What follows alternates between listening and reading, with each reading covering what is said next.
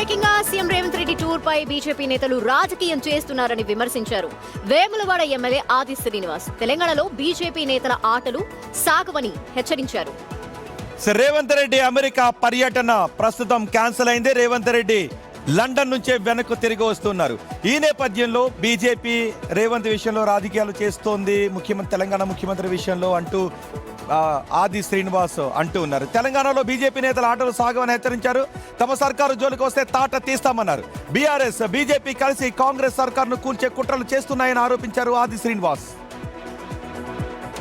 తెలంగాణ ముఖ్యమంత్రి గౌరవ శ్రీ రేవంత్ రెడ్డి గారు విదేశీ టూర్ను కూడా రాజకీయం చేస్తున్నారు. బీజేపీ నాయకులు లండన్లో వెళ్ళి విద్యా ప్రమాణాలు మెరుగుపరిచేటువంటి క్రమంలో అక్కడ పలు విద్యాలయాలను పలు యూనివర్సిటీలను సందర్శిస్తే భారతీయ జనతా పార్టీ నాయకులకు ఏం నొప్పి అని అడుగుతావు. అసలు భారతీయ జనతా పార్టీ నాయకులు మెదడు నుండి మాట్లాడుతున్నారు అని చెప్పాడు మాట. భారతదేశ ప్రధానిగా ఉన్నటువంటి నరేంద్ర మోడీ గారు 100కు పైగా విదేశీ టూర్లు చేసి 80 పైగా దేశాలు వారు పర్యటించారు. అంటే వారు కూడా పనిలేక పర్యటించినట్టుగా భావించాలా నేను బీజేపీ నాయకులు సూటిగా ప్రశ్నిస్తున్నాను. అరవింద్ నోటికి వస్తే ఏది వస్తే అది మాట్లాడుతుంది.